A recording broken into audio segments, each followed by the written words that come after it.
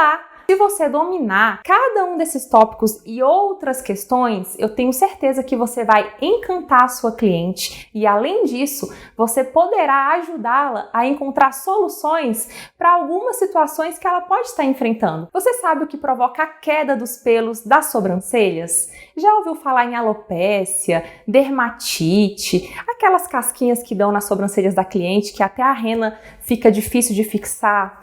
Já ouviu falar em hirsutismo? São termos muito técnicos e complexos, não é mesmo? Podem ser problemas de saúde, problemas às vezes simples, mas que nunca ninguém a recomendou procurar um profissional. E hoje eu trouxe uma convidada especial, uma dermatologista, que irá nos ensinar todos esses conceitos para a gente oferecer um atendimento de primeira. Fique comigo até o final e pegue todas as dicas.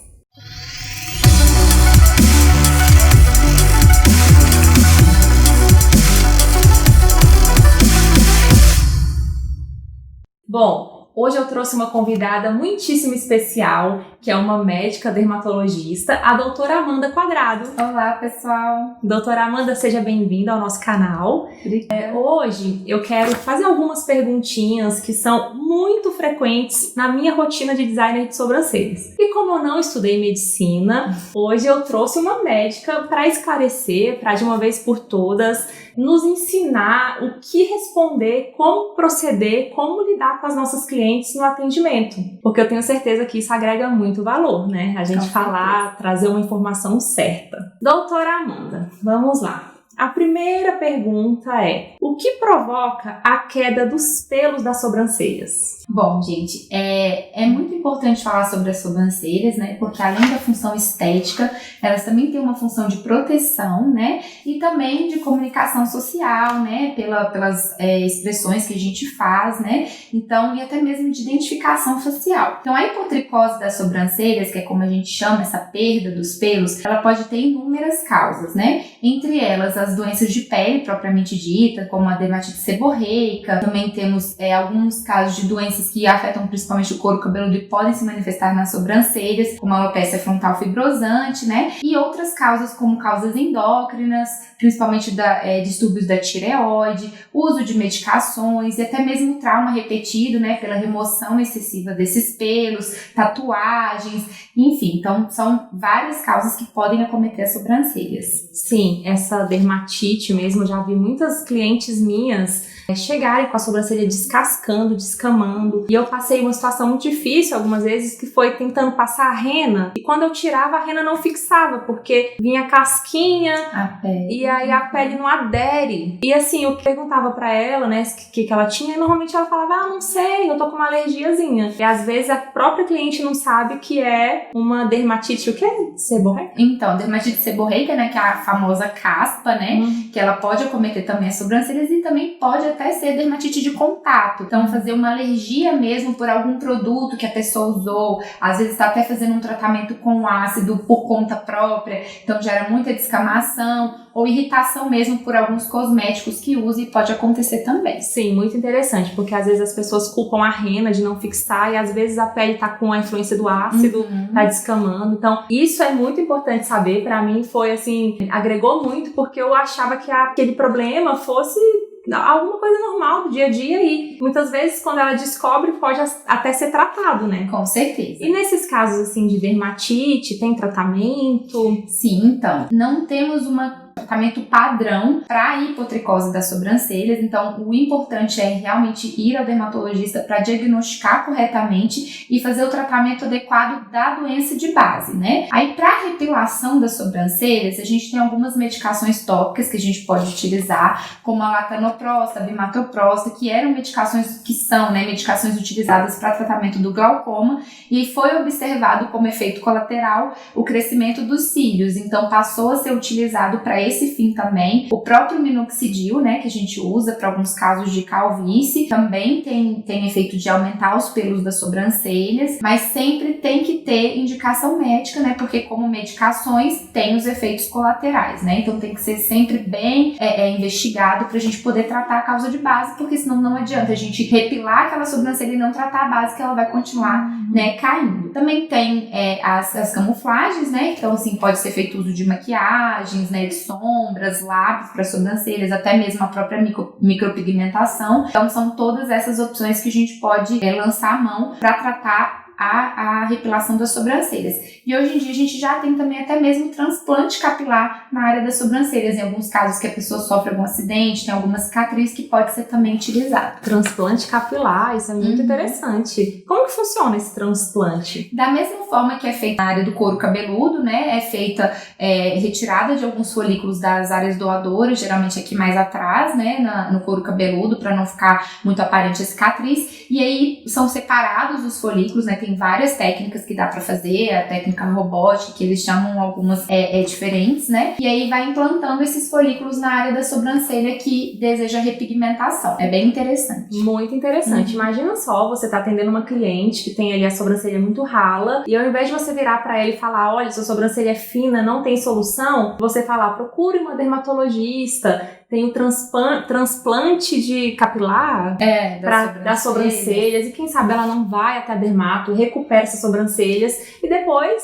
gratidão eterna a você que apresentou essa solução e que vai ali ser a designer dela para manutenção dessas sobrancelhas. É uma ótima dica mesmo, e a designer que sabe disso, que sabe orientar, com certeza ela tem um lugarzinho especial no coração da profissional. Com certeza, e assim, vocês vão estar muito ali próximas às clientes, né, dessa região. Então, assim, algumas doenças do couro cabeludo mesmo, vocês conseguiriam, assim, já ter uma ideia de que poderia ter alguma coisa acontecendo, até mesmo para referenciar essas pacientes. Então, muitas vezes vocês vão ser ali a primeira pessoa a sugerir que ela busque realmente uma ajuda médica para realmente ter aquele diagnóstico e poder fazer o tratamento adequado. Então, é muito importante vocês terem esse conhecimento, porque com certeza faz toda a diferença. Com certeza. Doutora Amanda, você falou de alopécia. O que é alopécia? Então, a alopécia é um termo que está super na moda, né? Mas assim, é um termo geral para definir a perda dos pelos, né? Dos pelos ou dos cabelos, definitiva ou não, total ou parcial. Então, assim, a gente tem vários tipos de alopécia, né? Entre elas a calvície, que é a alopécia androgenética, a alopécia areata, que é uma doença autoimune, alopécias por fungos, por exemplo, e por outras doenças sistêmicas, por exemplo, lúpus, que pode causar, né? Então, na verdade, ele é um termo genérico e a gente tem que investigar para determinar que tipo de alopécia e aí sim poder indicar o melhor tratamento. Normalmente, qual é o tratamento para alopécia? Varia dependendo da causa, né? No caso da alopécia androgenética, que é a calvície, que é uma das mais comuns, né? A gente faz tratamentos com medicações antiandrogênicas, né? Que vão meio que bloquear a ação dos hormônios masculinos que são implicados nesse tipo de alopécia. E aí, sim, nós temos o famoso minoxidil, né, a finasterida, que também entrou super nessa discussão, né, por conta dos seus possíveis efeitos colaterais. No caso da alopécia areata, que é uma doença autoimune, a gente faz tratamento com corticoides, né, dependendo da evolução, podem ser tópicos ou orais. E aí as outras causas, por exemplo, o lúpus, a gente tem que tratar a causa de base, né, então sempre a gente faz acompanhamento conjunto com a reumato para tratar esses pacientes. Se for uma micose, a gente faz o tratamento antifúngico, e aí vai depender realmente da causa. Sim, tem uma história que aconteceu aqui comigo na Pink mesmo. Uma menina jovem de 14 anos me procurou, a mãe dela veio com ela, e ela tinha perdido toda a sobrancelha. E ela estava muito abalada, emocionalmente abalada, porque na escola as pessoas comentavam. Um rosto sem sobrancelhas não é a mesma coisa, dá um impacto. E eu lembro dela me falar que a dermatologista dela já estava tratando essa causa da alopécia, que eu não sabia qual era. Ela não me abriu qual era, mas a dermatologista recomendou que ela fizesse uma micropigmentação para ela se sentir melhor nesse processo. Você recomendaria a micropigmentação? Com certeza é uma opção, né? Mas como eu falei, primeiro a gente tem que realmente diagnosticar para saber a causa e poder tratar ali a base do problema, né? A gente tem algumas causas de alopécia que são, essas que eu mencionei, são causas reversíveis, né? Como a gente chama não cicatriciais. Então a gente não vai ter realmente uma cicatriz, então aquele pelo potencialmente pode voltar a crescer. Nos casos de alopécia cicatricial, que a gente tem alguns casos por lúpus, alopécia frontal fibrosante, nesses casos a gente não não consegue a repilação. Então, a micropigmentação vem com uma bastante arma pra gente devolver essa autoestima para as pacientes, né? Então, assim, mas vale a pena sempre você conversar com o seu dermatologista pra ver, porque em alguns casos a gente precisa esperar um pouquinho o início do tratamento pra gente ver como que vai evoluir, mas com certeza é uma opção sim pra camuflar essa perda dos pelos. Eu, como profissional da área de micropigmentação, senti uma diferença maior quando eu fui fazer a micropigmentação nessa pele que tinha alopécia. Parecia uma pele lisa, ela não tinha poros. E normalmente o pigmento ele entra melhor quando tem poros. Então, às vezes, é melhor tratar, recuperar essa pele mesmo, para a gente poder até fazer a micropigmentação. Tem como recuperar a característica da pele? Então, depende muito. No caso dessas alopécias cicatriciais, realmente faz como se fosse uma cicatriz mesmo. Realmente a pele muda as suas características. Então a gente perde as aberturas dos folículos, como se fosse uma cicatriz normal de quando você faz um corte, né? Então, realmente, a gente não consegue retornar ela para a característica da pele normal, porque ele virou uma cicatriz. Mas com os tratamentos, a gente consegue melhorar um pouco o aspecto, né? Diminuir a descamação, né? Às vezes diminui um pouco aquela vermelhidão que fica, mas sim, tem uma alteração na característica da pele pela própria característica inflamatória da doença, né? E uma causa de alopécia também que está sendo muito frequente agora, né, nesse período de pandemia, é o eflúvio, né, que a gente chama um eflúvio telógeno, que é realmente um aumento da queda, né? As pacientes realmente queixam desesperadas de ver tufos de cabelo caindo, e às vezes realmente pode ser desencadeado por estresse, alguma cirurgia, às vezes quando faz uma dieta mais restritiva, e essa causa também pode afetar as sobrancelhas, então acelerar a queda tanto de cílios e sobrancelhas do que é a normal esperada. E aí, nesses casos, é mais difícil ainda porque a gente não tem nenhum tratamento, né? Reposição de vitaminas às vezes não ajuda, a não ser que tenha realmente uma deficiência comprovada, né, no laboratório, e aí realmente tem que ter paciência e esperar, e aos poucos vai repilando. Sim. Sobre esse universo de queda de pelos, eu vejo assim muitas profissionais da minha área, muitas designers de sobrancelhas recomendando muito remédio. Assim, usa latice, usa minoxidil, usa óleo de rícino, chá verde, uma porção de remédios, de medicamentos. Eu vejo muitas pessoas orientando as suas clientes a passarem. E assim, eu sempre aprendi que a gente não prescreve nada, e isso, gente, é uma coisa que eu sigo à risca. Eu não prescrevo nada para as minhas clientes, tá? Fica essa dica, porque quem pode prescrever é um médico que estudou anatomia, fisiologia, todo esse universo do corpo humano. E eu queria que você, doutora Amanda, deixasse aqui para as minhas colegas de profissão, para as designers de sobrancelhas, um conselho, o que dizer nesse momento, assim, porque a cliente, às vezes, ela tá ali na cabine, ela tá desesperada, ela tá com a autoestima dela abalada e ela quer alguma coisa, alguma solução rápida para conseguir um resultado. Afinal, a autoestima dela tá totalmente afetada. Às vezes a profissional não faz nem de má fé, no intuito de ajudar. Mas como a gente pode ajudar corretamente essa cliente que chega até nós com essa queixa? Então, é muito importante, né, vocês orientarem a cliente realmente a procurar uma dermatologista, né, para avaliar melhor, porque realmente sem o treinamento, até mesmo para nós que temos esse treinamento, às vezes tem algumas patologias que geram um pouco de dificuldade no diagnóstico, e isso faz toda a diferença, a gente identificar, né? Então a gente costuma fazer o exame, a tricoscopia bem minuciosa, para ver se a gente identifica algum sinal que possa indicar, porque sendo uma patologia cicatricial, por exemplo, a gente tem que iniciar rapidamente o tratamento para a gente evitar que essa paciente evolua para uma cicatriz e uma perda maior desses pelos, né? Então, o que vocês podem fazer para ajudar mais essa cliente é realmente tranquilizá-las. Vocês podem indicar algumas fórmulas de camuflagem, por exemplo, maquiagens, né? Enquanto elas buscam realmente o atendimento médico. Mas assim, também não tente falar sobre causas, porque isso também pode gerar uma certa ansiedade, né? Então, o mais adequado mesmo é orientar a busca por um profissional, porque aí no próprio exame a gente já consegue conversar e dar as orientações adequadas, às vezes se for necessário solicitar exames, né, e aí manter esse acompanhamento conjunto, né, dessas pacientes. Sim, e puxando o gancho para técnicas de camuflagem de sobrancelhas, isto é, maquiagens, forma de passar rena, micropigmentação, tudo que os recursos que a gente tem para deixar as sobrancelhas preenchidas, eu queria saber a sua opinião sobre o uso das maquiagens na sobrancelha. Maquiagem faz mal? Provoca a queda do pelo? Porque muita gente fala, doutora Amanda, que entope os poros, fala que o lápis ele arranca o pelo. Então, assim, tem tantas opiniões que eu queria saber a sua opinião profissional sobre o uso de maquiagem nas sobrancelhas. Então, gente, a maquiagem não tem problema nenhum, ela pode ser utilizada, tá, por qualquer pessoa, não tem nenhuma contraindicação formal. O que você deve ter atenção, né, na hora de indicar uma maquiagem, ou até mesmo para as clientes quando forem comprar, é procurar sempre produtos de qualidade, tá? Porque algumas maquiagens, elas, dependendo da composição, elas podem realmente gerar algum tipo de sensibilização, né, alguma irritação, e isso às vezes não é nem questão de qualidade, é questão da própria pessoa ter alguma alergia a determinado componente, então isso tem que ficar de olho. Também observar a forma com que você vai passar, para você realmente não gerar um trauma,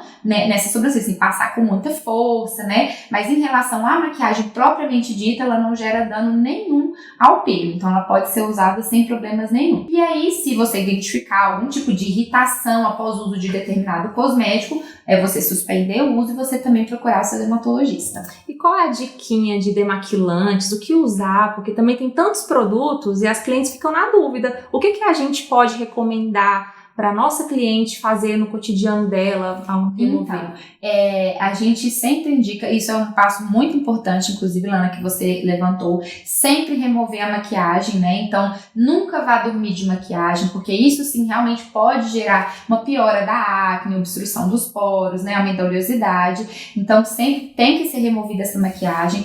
Eu oriento sempre a fazer uma etapa pré-lavagem, então com demaquilantes. A gente tem essas opções de demaquilantes bifásicos, comuns de farmácia. Temos algumas opções de loção de limpeza, né? Eu, inclusive, na minha página do Instagram deixei algumas sugestões. Depois só um minutinho. Sigam a doutora Amanda, porque tem dicas incríveis no Instagram dela, gente, ó. Bom demais pra mulherada. E aí a gente vai deixar então umas sugestões de produtos, né, que podem ser utilizados. Então sempre realizar essa etapa pré-lavagem, depois utilizar um sabonete adequado para o seu tipo de pele, né, então se oleosa ou sensível. E por último eu gosto muito das águas micelares. Então elas são soluções que não tem sabão, não tem nenhum tipo de corante, nem irritante. Então elas costumam retirar aquele restinho de maquiagem ou algum tipo de impureza que fique na pele depois que a gente faz a lavagem com sabonete e dá uma refrescada, uma tonificada na pele. Eu acho super interessante. Então são produtos que encontram de forma fácil na farmácia e são excelentes dicas para remover a maquiagem por completo. Muito bom. Gente, a doutora Amanda é minha cliente e nós fizemos nela a micropigmentação. Então, temos aqui uma dermatologista que aprova a micropigmentação e assim, doutora Amanda, para você, a micropigmentação foi útil? Te ajuda? Te deu alguma reação? Como foi a sua experiência? Então, a minha experiência foi muito tranquila, né? A recuperação é super tranquila, não teve nenhum tipo de irritação mais importante. Também o processo, assim, com o anestésico tópico, a dor é super tolerável, né? Muito tranquilo. E foi uma opção que eu vi já por ter passado por outros profissionais, que às vezes isso também é muito importante vocês terem, que às vezes a cliente vem de outros profissionais, porque realmente a gente às vezes pede um determinado design e a pessoa tira demais, afina demais, chega muito para lateral, e nesses vários profissionais que eu já passei, eu senti que a minha sobrancelha realmente deu uma afinada, e isso acontece, né? De tanto você remover esses pelos, eles param realmente de nascer. Então, às vezes, a gente fica com algumas falhas pela remoção excessiva mesmo. Então, para mim, foi super útil nesse sentido, para dar uma preenchida e voltar ao desenho que eu gostava mesmo. E o resultado foi super natural. Eu às vezes utilizo o lápis, dependendo se for fazer alguma maquiagem. Eu achei super válido. E eu super recomendo também com profissionais habilitados, né, com todo tipo de esterilização, porque realmente a gente tem casos sérios de infecção, né, até mesmo doenças que a gente às vezes nem consegue ter uma cura, né, então é muito importante ter sempre todo esse processo de esterilização, o controle de qualidade dos produtos que vocês vão utilizar, do pigmento, para que ele não tenha uma mudança muito importante da coloração, né, então usando todos esses processos de qualidade, tudo vale super a pena. Muito bom. Quando a gente fala de perda de pelos, assim, às vezes a situação da cliente é outra. Eu tenho clientes que têm uma perda excessiva de pelos e eu tenho outras clientes que entram e se queixando na cabine, se queixando do crescimento de pelos exagerado, um crescimento que não é característico do corpo feminino. Às vezes até características masculinas mesmo, porque a gente trabalha com a epilação, com linha, e a gente não faz só as sobrancelhas, a gente faz buço, o rosto completo, e algumas clientes se queixam muito de pelos que vão nascendo no rosto inteiro, no queixo, aqui na barba, cabelo e bigode, até brincam mesmo assim, pode fazer tudo, mas chateadas. O que é esse crescimento? Isso é hormonal? Como eu devo conversar com ela? Assim, o que dizer para essa cliente que está enfrentando essa situação desagradável? Então, esse aumento dos pelos com um padrão masculino, né, nessa região da barba, às vezes tem pacientes que apresentam no abdômen inferior, ao redor dos mamilos, a gente chama de hirsutismo, né? Então, é um aumento de pelos nesse padrão masculino. E geralmente esse tipo de crescimento dos pelos, ele está sim relacionado a uma alteração hormonal, né? Então, pode ser tanto por uma produção da própria paciente, por alterações das glândulas, né? Ou pacientes que fazem uso de hormônios anabolizantes ou até mesmo de reposição hormonal, isso pode acontecer, né? Então, é diferente simplesmente de um aumento dos pelos normais, né? Que a gente chama de hipertricose. Tem gente que realmente tem um número aumentado de pelos nos braços, nas pernas, enfim. Nesses casos de hirsutismo, a gente não consegue impedir o surgimento desses pelos, né? Então, o que a gente pode fazer é realmente tratar a causa de base, identificar se há alguma alteração hormonal, ovários policísticos ou algum tumor produtor de hormônios que às vezes pode acontecer, né?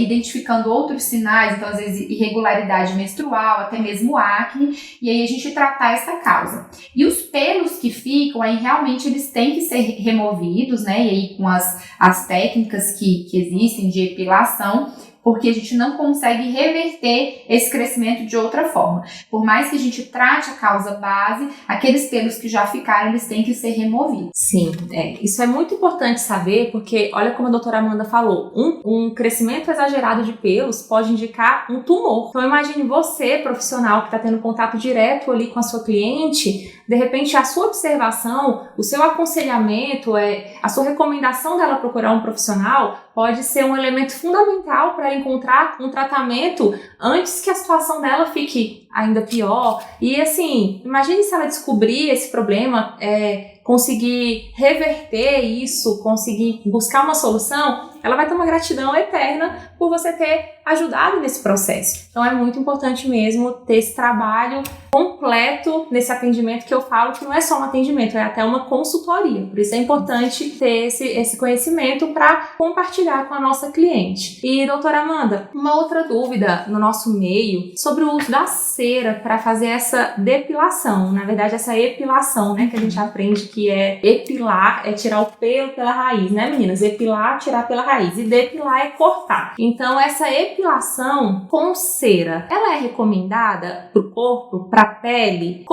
Queima, provoca flacidez? Muita gente, eu já falei para as minhas clientes que provocava flacidez, que queimava, então por isso eu não usava. O que vocês pensam a respeito da cera? Bom, a cera, ela não, assim, cientificamente não tem nada que comprove realmente uma relação direta com flacidez cutânea, né? Porque a flacidez, ela vem por uma perda do colágeno, da elastina, que costuma estar nas camadas mais inferiores da pele, né? Não é ali onde a gente aplica a cera. Realmente, a tração que gera, né, por você aplicar e puxar a cera, poderia a longo prazo, principalmente nessas áreas mais finas de pele, como o rosto, né, aqui na região dos olhos, causar uma flacidez. Mas teria que ser uma aplicação assim, muito frequente, muito acima da que a gente costuma utilizar e muito a longo prazo, né? Por isso também é importante você fazer o seu acompanhamento, cuidado com a pele para evitar esse envelhecimento, né, da pele. Mas não há nada científico que comprove, né? A questão da cera é que realmente, até mesmo pela temperatura, às vezes a cliente vai fazer em casa, esquenta demais e queima mesmo a pele. Isso pode acontecer, uma queimadura física, né, pelo calor excessivo da cera, e também, às vezes, o que acontece com a cera é que ela tem risco do encravamento dos pelos, né? Então, quando ele aquele pelo vai crescer, né, novamente, ele pode crescer para dentro da pele, que é o que a gente chama do pelo encravado, né? E o risco de hiperpigmentação, né, das manchas, ele ocorre de qualquer método que você gerar uma inflamação e uma irritação naquela pele, principalmente pacientes morenas e pacientes que tenham tendência à mancha, né? Então é bom ficar de olho nessas questões para a gente evitar gerar algum tipo de prejuízo para a cliente nesse sentido, né? Mas em relação a cera propriamente dita, quando ela é utilizada da forma correta, na temperatura correta, uma cera de qualidade também para não gerar nenhum tipo de irritação pelos componentes, não teria problema. Mas vale lembrar que tem esse risco de encravamento dos pelos, realmente de mancha, e pacientes que têm tendência também podem fazer foliculite, né, após a epilação pela cera. Foliculite é aquele pelinho encravado? Quando faz como se fossem pequeninas espinhas, né, no folículo, né, uma inflamação, né, do folículo piloso. Então você às vezes também não higienizou corretamente, tudo pode gerar uma inflamação e até mesmo alguma infecção daquele folículo e pode ocasionar, às vezes, até lesões com pus. Pode acontecer. E quando a gente faz essa epilação e ficam aquelas bolinhas vermelhas, às vezes a cliente parece que foi até picada por abelhinhas, assim, o que é essa reação da pele? É uma reatividade cutânea mesmo, pela retirada do pelo, pelo trauma local, né? Então tem gente que tem mais, né, que tem uma pele mais reativa, e tem gente que tem menos. Isso é esperado, pode acontecer às vezes 1 ou 2 dias, e até mesmo por aqueles poros abertos. Então é importante tomar muito cuidado, não levar a mão, fazer uma limpeza adequada para evitar uma infecção naquele local. Mas pode acontecer em algumas pessoas que têm maior tendência, mais ou menos. Eu costumo recomendar que a minha cliente chegue em casa e passe gelo. É correto fazer isso? Então, pode ajudar por acalmar aquela pele, né? As compressas frias, né, elas costumam acalmar. Então, até mesmo com chá de camomila, né, pode ser aplicado para dar uma acalmada na pele. Pode ser feito com cuidado também de não aplicar o gelo diretamente, que aí você pode gerar uma queimadura pelo gelo. Então é bom tomar cuidado. Nos meus atendimentos, eu sempre prefiro usar a linha para fazer a epilação, né, do buço, das sobrancelhas, porque eu acho que é mais prática, é mais rápida, mais prática, mais higiênica. Você pega ali a linha, que é descartável, e também eu acho que ela remove mais. Porque a cera, às vezes a gente passa, tira e ficam vários pelinhos lá. Eu não acho que ela tira a penugem bem certinha. Você gosta desse procedimento de linha no rosto? A linha é um procedimento mais assim, seguro, digamos, para pacientes, principalmente pacientes que têm a pele sensibilizada. Então, às vezes, pacientes que estão fazendo algum tratamento com ácido, com dermatologista, ou pacientes que já têm uma pele sensível, realmente a linha é uma opção mais segura por não gerar tanto trauma na pele quanto a cera, por exemplo, que às vezes poderia até contraindicado no tratamento com ácido, poderia até gerar maior queimadura e até remover. Desculpa interromper, mas a cera é contraindicada no tratamento com ácido. Será que vocês têm perguntado para a cliente de vocês antes de passar a cera se ela está usando ácido? Fica essa reflexão. A pele fica muito mais sensível, fica mais suscetível à descamação, então a gente realmente não recomenda o uso da cera, porque realmente tem muito maior risco de lesão mesmo da barreira cutânea e queimadura. Então, pacientes em uso de ácido, seja ele tópico, ou até mesmo, por exemplo, fazendo uso do Roacutan, né, da isotretinoína, a gente não costuma indicar o uso de ceras. E aí a linha é uma opção por gerar menos trauma, né? Ela também, qualquer tipo de remoção dos pelos, né, tirando os métodos definitivos a laser, eles geram um trauma maior ou menor na pele, né? Então tem que ser feito todo o procedimento com bastante cuidado para evitar um maior trauma dessa pele. Então a linha é uma opção para esse tipo de paciente e para as pessoas em geral é bem adequado por não gerar tanta irritação. Doutora Amanda, um outro problema que eu encontro muito, assim, que eu enfrento no meu dia a dia, que eu tenho certeza que as meninas também enfrentam, é a famosa, o pedido de arqueia a minha sobrancelha. Mas é assim, arqueia sem afinar. Então a gente fica ali assim, como que eu vou arquear sem afinar? Porque arquear muitas vezes é você ir tirando a sobrancelha aqui por baixo, cortar um pouquinho para baixar mais aqui e fazer o arco. Mas como que eu poderia trabalhar em parceria com uma dermatologista para promover um arqueamento de uma sobrancelha sem eu precisar tirar demais aqueles pelos? Tem alguma solução? De tratamentos dermatológicos que a gente pode fazer nesse terço superior da face para dar uma elevada nas sobrancelhas, a gente tem o queridinho, a toxina botulínica, né? Que ele realmente pode ajudar nessa elevação das sobrancelhas por paralisar a musculatura que traria essa sobrancelha para baixo. Mas em alguns casos, sim, tem que ser avaliado caso a caso, porque em alguns casos, principalmente no envelhecimento, né, a gente tem uma flacidez da pele, a gente tem perda de sustentação, então tudo isso tem que ser avaliado. E assim, a gente não consegue elevar muito além do que aquele complexo muscular da face permitiria. Então, isso também é muito importante, orientar a cliente em relação às expectativas, né? Porque às vezes a gente tem uma expectativa muito irreal que a gente não consegue atingir mesmo com procedimentos estéticos. E aí a gente tem alguns outros tratamentos, né? Até mesmo de preenchimento, melhora da flacidez da região periorbicular como um todo, que podem ajudar nessa abertura do olhar, na elevação das sobrancelhas. Então, é muito importante fazer sempre uma avaliação com o seu dermatologista para ver qual é o caso, né, que seria indicado ou a toxina, né, algum tipo de preenchimento para poder promover uma elevação melhor da sobrancelha. Exatamente, meninas. O Botox, então, ele entra como um grande auxiliar nesse processo da gente levantar as sobrancelhas, porque até mesmo com a micropigmentação não é possível fazer uma grande mudança. Eu vejo muitas clientes que chegam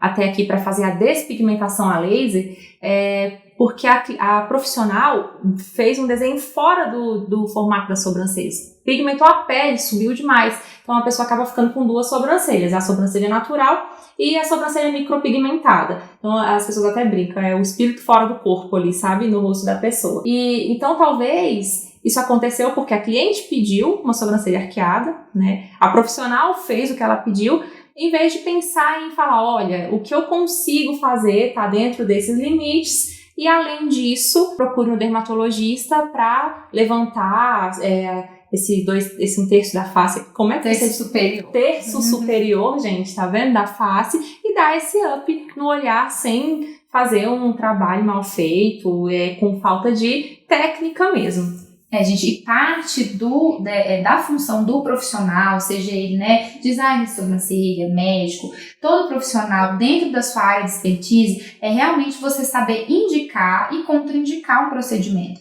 Então, é muito importante ter essa conversa com o cliente, explicar o que é possível ser feito, o que não é possível, né, porque às vezes a cliente vem com uma expectativa muito alta e, assim, com um desenho na cabeça dela que ela quer aquela sobrancelha. E às vezes não é o que vai ficar mais harmônico na face dela, né? Então, isso tudo é muito importante, porque você vê uma sobrancelha X no rosto de uma pessoa, não significa que no seu rosto aquilo ali vai funcionar da mesma forma. Então, assim, expectativas realistas, realmente conversar, orientar o que é esperado, o que não deve ser esperado e o que não deve ser feito, às vezes, né? É muito importante para você diminuir essa insatisfação da cliente, porque realmente tem muitos casos que que não vai dar certo, né? Você fazer um desenho às vezes muito acima e às vezes aquela paciente está com muita flacidez e aí depois do treino despigmenta, não fica legal. Então sempre tem uma conversa bem franca, explicando tudo, até mesmo no caso da micropigmentação, que ela dá uma desbotada depois,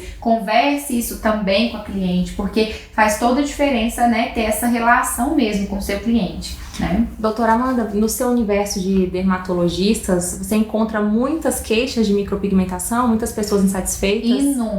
Inúmeras, né? Então, assim, às vezes a gente vê realmente o tipo de pigmento que foi utilizado, até mesmo isso acontece, muda a cor e depois a gente tem dificuldade até mesmo de remoção desse pigmento.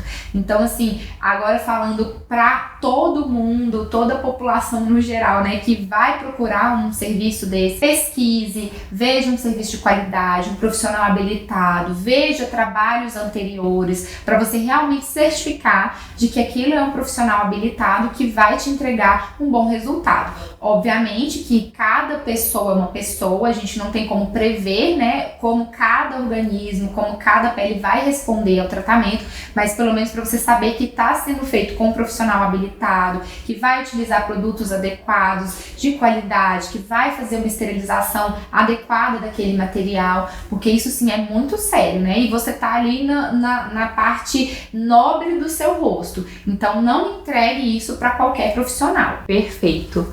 Viram, meninas, como é muito importante dominar alguns conceitos? Imagina se você aplicar toda essa teoria que foi dita aqui no seu atendimento na cabine. Eu tenho certeza que você vai conseguir conquistar a sua cliente, ganhar a confiança dela, ela vai te recomendar, ela vai ficar grata por você ter se preocupado com a saúde dela.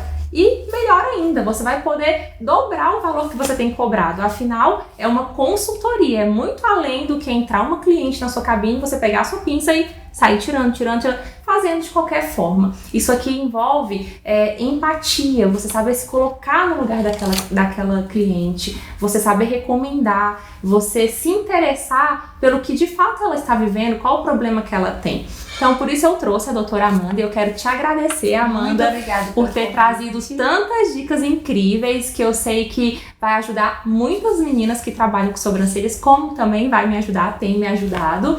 E eu vou deixar aqui, gente, o Instagram da Amanda para vocês seguirem, para vocês fazerem perguntinhas, ela responde todo mundo lá no direct. E tem outras dicas de outras áreas, né, para quem se interessa nesse universo aí da dermatologia.